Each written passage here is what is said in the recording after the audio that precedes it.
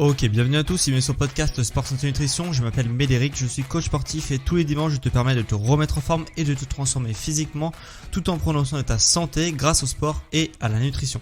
Et aujourd'hui on va voir un sujet santé d'actualité cette fois, puisque on va parler de l'heure d'hiver, de l'heure d'été. Parce que au moment où le podcast sera publié, donc le dimanche, eh bien, ça sera le moment pour toi de remonter ta montre. Et justement, en préparant l'épisode de ce podcast, eh bien, je me suis rendu compte qu'on n'avait pas toujours fonctionné comme ça avec une heure d'été et une heure d'hiver. En fait, ça date des chocs pétroliers dans les années 70, où justement, le pétrole était extrêmement coûteux et ça coûtait vraiment très très cher. Notamment, l'éclairage public en France coûtait très cher, puisque du coup, il y avait beaucoup de choses qui fonctionnaient au pétrole pour éclairer les rues.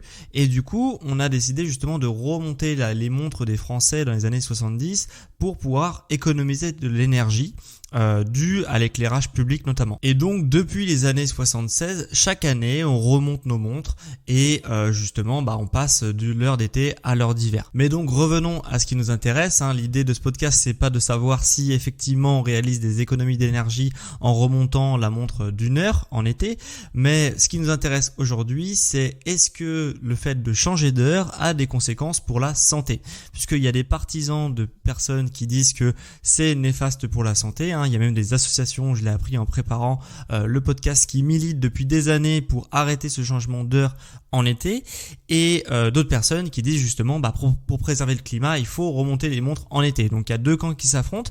C'est ce que j'ai découvert dans cet épisode, et on va voir justement si en effet, le fait de remonter les montres en été, ça a des conséquences réelles sur la santé des concitoyens, etc. Alors, je sais pas si ça va être un podcast qui va durer dans le temps, puisque de chaque année on prévoit justement d'arrêter de changer en heure d'été, etc., et de garder l'heure d'hiver de manière constante. Mais en tous les cas, je trouve ça quand même intéressant d'en parler aujourd'hui. Donc dans ce podcast, on va voir si effectivement ça a de réelles conséquences de passer de l'heure d'hiver à l'heure d'été. Donc on va passer tout de suite à la première partie, mais dans cette première partie, on va pas totalement rentrer dans le vif du sujet encore, puisqu'il y a des choses qu'il faut t'expliquer au préalable pour que tu comprennes bien la situation et que tu puisses justement juger par toi-même de est-ce que c'est bon ou pas de changer d'heure.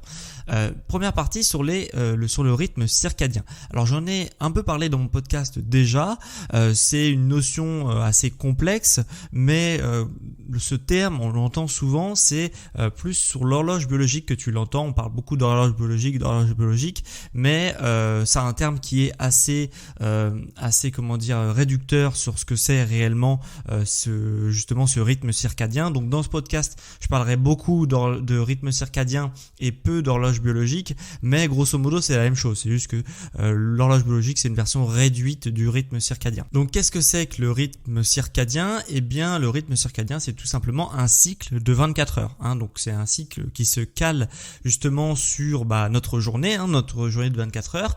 Et en fait, chaque phase de ce cycle de 24 heures va déclencher à certaines périodes de la journée des productions d'hormones. Il y a énormément de choses qui se passent, des hormones qui permettent justement de réguler la température corporelle, des hormones qui permettent la croissance musculaire, des hormones qui permettent la relaxation, qui permettent aussi l'endormissement, etc. Et chaque partie de ta journée de 24 heures est composée en différentes phases, où il y a à certaines phases de la journée, ça va être plus propice justement de dormir, d'autres qui vont être plus propices à l'action, puisque du coup tu vas avoir des petits boosts au niveau hormonal, au niveau des musculaires, etc., pour te permettre de bouger et de dépenser peu d'énergie finalement en bougeant, etc., etc. Et c'est d'ailleurs même pour ça que c'est si fatigant de travailler de nuit, puisque on va totalement à l'encontre de l'horloge biologique, ou plus précisément du rythme circadien, puisque les personnes qui travaillent de nuit, tu n'es pas sans savoir qu'ils ont une espérance de vie réduite, et cette espérance de vie réduite s'explique notamment sur le fait justement que travailler et être éveillé durant une phase où le corps va produire plein d'hormones pour s'endormir, ça va demander beaucoup d'énergie au corps. Et ce qui fait que si tu répètes ce schéma-là pendant 10, 20, 30, 40 ans, forcément ça va avoir des conséquences sur ta santé et forcément ces personnes qui travaillent de nuit ont une expérience réduite, surtout pour celles qui font ça vraiment toute leur vie. Ce rythme circadien, il est vraiment propre à chaque individu. C'est d'ailleurs pour ça également que même si on retrouve une corrélation entre tous les êtres humains, il y a quand même certains rythmes qui varient d'un individu à un autre. C'est d'ailleurs pour ça que les gens sont plutôt du matin ou plutôt du soir, etc.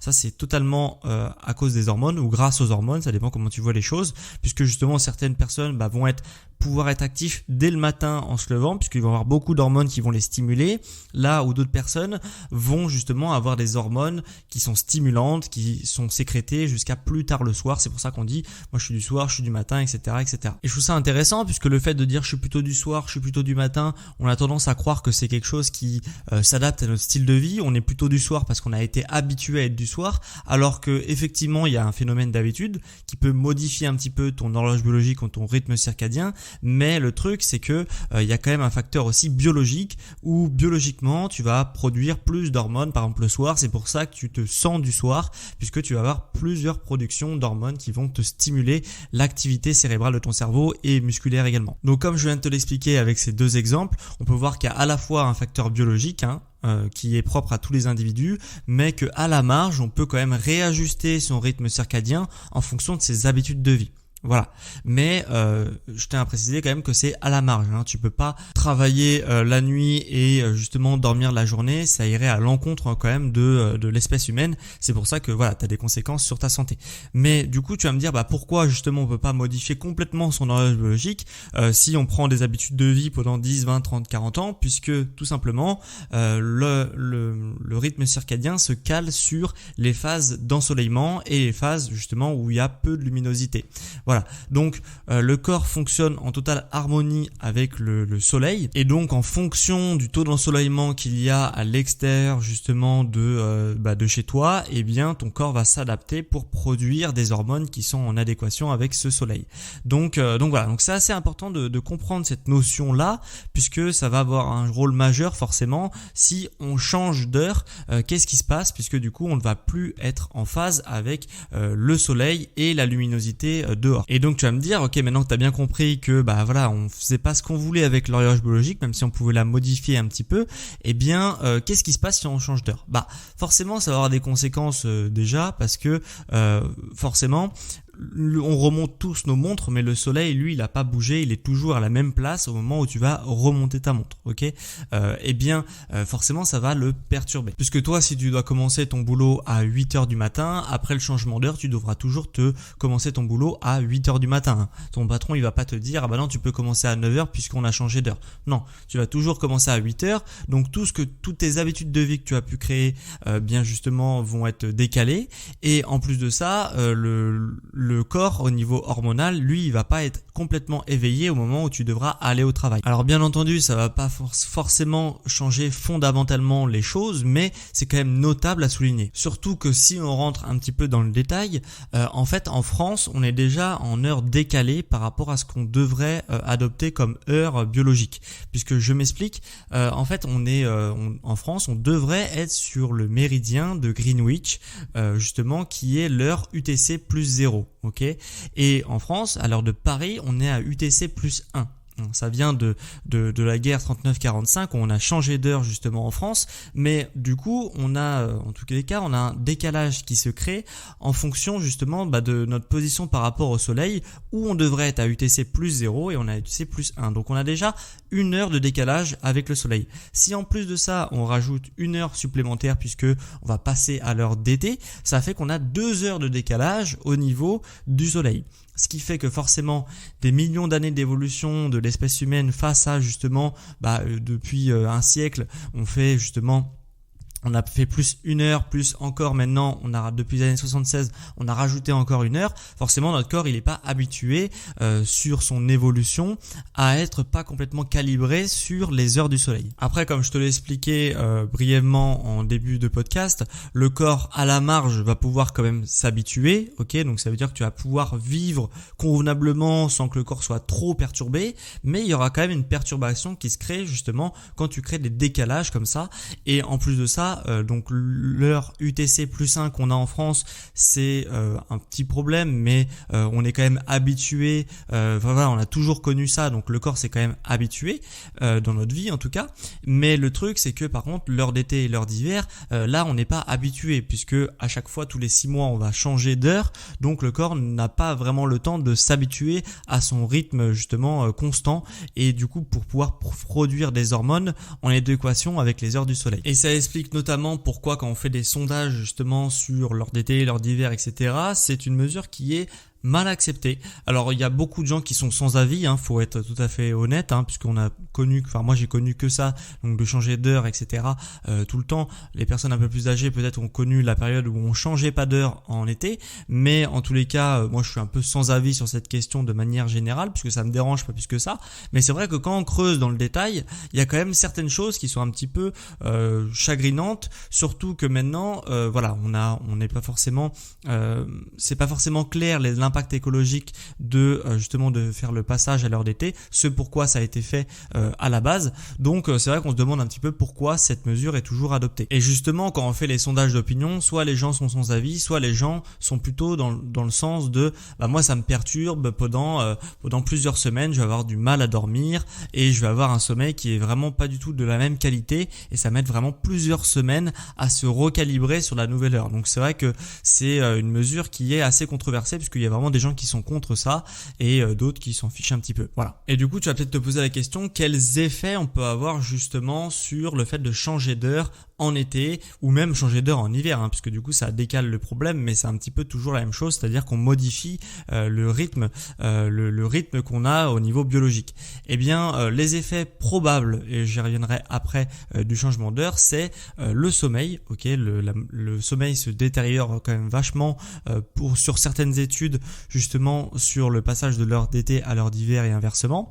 On a aussi une modification de l'humeur avec beaucoup d'irritabilité, peut-être due justement au manque de sommeil, mais en tout cas on a quand même des effets possibles de ça, et le manque d'énergie. Donc je pense que tout est lié plus au sommeil, mais en tous les cas, voilà, le passage de l'heure d'hiver à l'heure d'été et inversement provoque ces effets indésirables là. Et pourquoi je te dis que c'est des effets probables et pas des effets certains?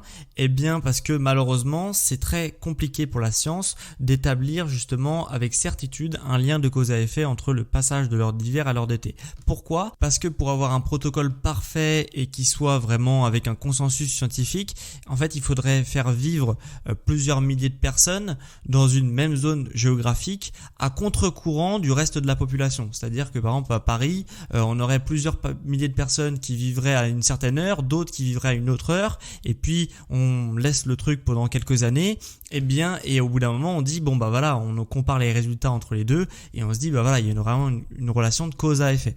Mais le truc c'est que c'est impossible. Personne va accepter de vivre pendant des années avec une heure de moins ou une heure de plus pour une expérience scientifique. Donc c'est très difficile d'avoir vraiment des conclusions définitives et établir un consensus scientifique, mais il est quand même fort probable pour que le passage de l'heure d'hiver à l'heure d'été et inversement perturbe grandement le sommeil et mette quand même un certain temps à revenir. Et c'est d'ailleurs assez facile de l'observer, puisque par exemple si tu as l'habitude de réveiller sans réveil, eh bien que tu te réveilles peut-être tous les jours depuis des années à une certaine heure, ok, eh bien tu vas voir que tu vas te réveiller toujours à la même heure, mais une heure plus tard, forcément, puisqu'on aura avancé d'une heure. Donc il n'y a rien qui bouge à ce niveau-là, et pour toi de te réveiller à l'ancienne heure en ayant changé d'heure, ça va demander une adaptation qui est quand même assez longue. Donc ça prouve bien que le fait qu'on change d'heure, c'est pas une histoire de quelques jours et on se recalibre dessus, ou d'une journée ou de 2 journées. On parle quand même là de plusieurs semaines avant que ton horloge se recalibre dessus, plus ou moins bien d'ailleurs, et voilà, et que tu sois plus du tout perturbé par le changement d'heure. Et pour ceux qui se poseraient la question de combien de temps eh bien on peut observer des effets à cause du changement d'heure en heure d'hiver et en heure d'été, eh bien on peut estimer que c'est entre 8 et 20 jours en fonction de pas mal de critères, en fonction de l'âge notamment. On peut estimer, voilà, ça peut aller jusqu'à 20 jours justement pour le fait de changer d'heure en hiver et en été. Donc voilà, ça se voit juste quand même relativement rapidement, mais pour certaines personnes, 3 semaines, ça peut être long, notamment si on n'a déjà pas beaucoup de sommeil dans sa journée, puisqu'on a un boulot qui nous bouffe pas mal de temps, ou qu'on a une passion aussi qui nous bouffe pas mal de temps, et bien forcément voilà, ça diminue les rythmes de sommeil. Et en plus de ça, si tu viens le perturber, ces petites heures de sommeil que tu grappilles à droite à gauche par justement un changement d'heure, ça peut être assez contraignant pendant du coup de 8 à 20 jours, donc jusqu'à 3 semaines. Donc voilà, donc j'ai fait le tour de la question. Je trouvais ça quand même relativement intéressant comme sujet, puisque c'est un sujet où j'ai découvert pas mal de choses. J'ai appris qu'il y avait un débat sur justement ce passage à l'heure d'hiver et à l'heure d'été. Donc c'était assez intéressant. Je savais même pas en plus qu'on n'avait pas toujours adopté cette mesure-là en France. Donc voilà, finalement c'est assez récent. Donc si je te fais un petit récap de ce que tu as appris dans cet épisode, eh bien on a fait un petit point historique de depuis combien de temps on change d'heure en France, donc depuis les années 76. On aura vu aussi justement le rythme circadien, un thème que j'avais déjà abordé, mais au moins ça t'a fait un bon récap sur ce que c'est l'horloge biologique et le rythme circadien de manière vraiment biologique et scientifique. On aura vu aussi pourquoi justement de décaler l'heure en France, c'est un acte qui n'est pas anodin, même si effectivement ça a des petites répercussions qui sont pas non plus des trucs de santé publique, mais quand même ça a des conséquences et donc c'était intéressant de le voir. On aura vu aussi les effets et combien de temps il faut maintenant pour se réguler face au changement d'heure qu'on va pouvoir voir d'ici dimanche. Voilà, donc j'espère que ça t'aura plu et maintenant je pense que même en l'absence de consensus scientifique, je peux affirmer que de changer d'heure est néfaste pour la santé, même si c'est relativement négligeable, c'est quand même à souligner et que du coup voilà, ton corps est largement capable d'encaisser le changement d'heure, mais il va mettre quand même un certain temps à justement être complètement régulé et donc sois pas du tout surpris si t'es un petit peu claqué les prochaines semaines. Si tu vois également que sur tes entraînements tu es moins performant que d'habitude, voilà, c'est totalement normal, hein. En tout cas ça pourra s'expliquer par ça si tu constates une baisse de régime à ce niveau-là. J'en profite également pour poser la question de la semaine pour ceux qui m'écoutent sur Spotify, qui peuvent donc répondre à la question de la semaine, hein. Donc tu peux écrire maintenant tes petites questions et tes réponses justement dans l'onglet questions-réponses sur Spotify.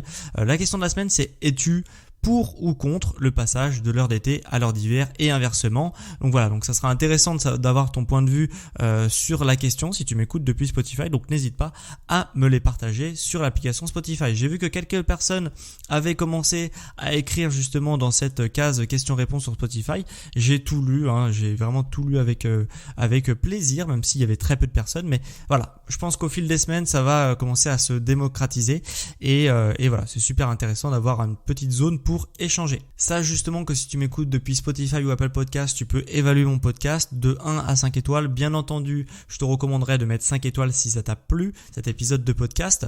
Tu peux également écrire un avis sur l'émission si tu m'écoutes depuis la plateforme Apple Podcast, avis que je lirai justement la semaine prochaine dans l'émission. Et sache aussi, une dernière petite chose, que si justement tu veux passer un cap au niveau de ton sport et de ta nutrition, que tu en as marre de faire un peu toujours les mêmes trucs et que tu es un petit peu bloqué au niveau de tes entraînements, ta nutrition, etc., et que tu as l'impression de stagner, sache que je propose différentes formules qui peuvent t'aider justement à combattre ça.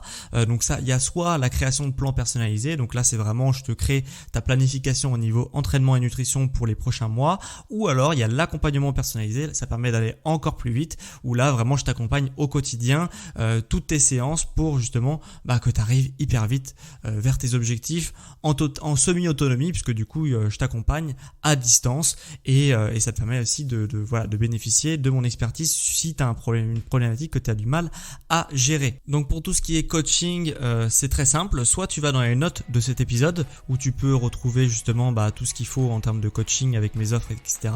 Ou alors tu vas sur mon site sportsanténutrition.com, soit sur la page d'accueil, soit sur l'onglet programme ou coaching, et là tu pourras aussi retrouver toutes mes offres si ça t'intéresse d'aller plus loin avec Sport Santé Nutrition. Voilà, donc ça c'était vraiment un plaisir pour moi de te faire cet épisode sur le vrai ou faux, le passage à l'heure d'hiver est néfaste pour la santé. Et quant à moi, on se retrouve dimanche prochain